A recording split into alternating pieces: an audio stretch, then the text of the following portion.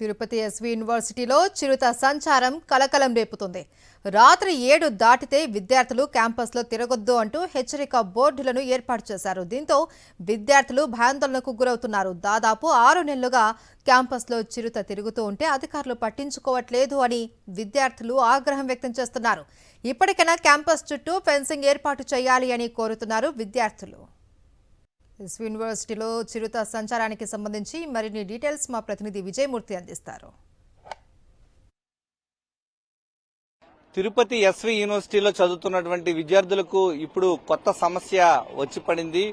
గడిచిన 6 నెలలుగా చిరుత సంచారంతో యూనివర్సిటీలో చదువుతున్నటువంటి విద్యార్థులు భయభ్రాంతులకు గురవుతున్నారు. తాజాగా నెల రోజుల క్రితం జరిగినటువంటి చిరుతను పట్టుకున్న తర్వాత కాస్త ఊపిరి పీల్చుకున్నటువంటి యూనివర్సిటీ విద్యార్థులు తాజాగా మరొకసారి చిరుత కదలికల నేపథ్యంలో హెచ్చరిక బోర్డులు ఏర్పాటు చేశారు. ప్రస్తుతం మనం చూస్తున్నాం Tirupati SV university administration building ఎదురుగా ప్రతి హాస్టల్ భవనాల వద్ద డిపార్ట్మెంట్ల వద్ద ఈ యొక్క హెచ్చరిక బోర్డులు ఏర్పాటు చేశారు. తిరుపతి ఎస్వి యూనివర్సిటీలో చిరుతల సంచారం ఎక్కువగా ఉంది. రాత్రి 7 దాటిన తర్వాత మీరు బయటకు రావద్దు, మళ్ళీ ఉదయం 7 గంటల తర్వాతనే మీరు క్యాంపస్ లో తిరగాలంటూ వారంతా కూడా ప్రత్యేకంగా ఏర్పాటు చేసినటువంటి ఫ్లెక్సీ బోర్డులతో భయభ్రాంతులకు గురి చేస్తున్నాయి. రాత్రి కూడా ఒక చిరుతపులి కుక్కను వేటాడుతూ సీసీ కెమెరాలో బంధించడం చూసాం మనం. ఏ విధంగా చూడొచ్చు అంటే చిరుతల సంచారం భయం నుంచి మీరు భయపడకుండా ఉండాలంటే ఏం చేయాలి?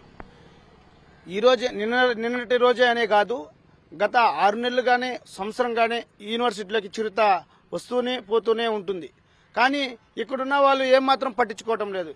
ఎందుకంటే ఇది చిరుత అనేక మార్లు ఒకరోజు ఇంజనీరింగ్ హాస్టల్ వరకు వచ్చింది, ఒకరోజు లైబ్రరీ కాడికి వచ్చింది, ఒకరోజు ఐ బ్లాక్, ఒకరోజు హెచ్ బ్లాక్, ఒకరోజు ఫార్మసీ, అనేక సార్లు వస్తూ పోతూనే ఉంది. కానీ ఈరోజు అధికారులు మాత్రం నిమ్మక నీరెత్తునలాగా వ్యవహరిస్తున్నారు.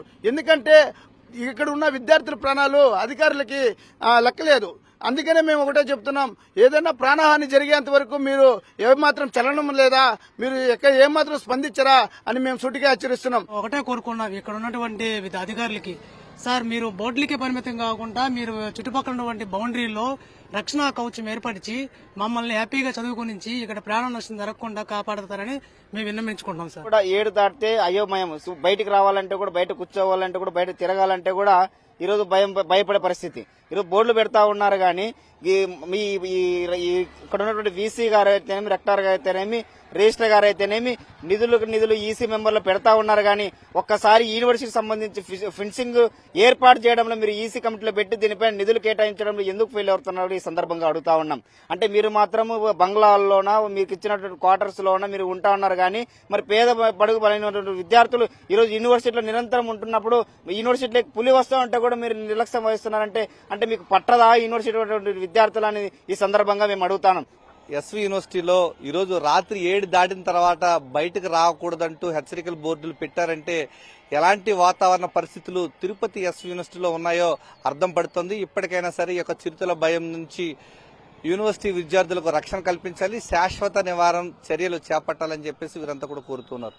కెమెరామెన్ ఎల్లయ్యతో విజయమూర్తి, సాక్షి టీవీ, తిరుపతి ఎస్వి యూనివర్సిటీ నుంచి.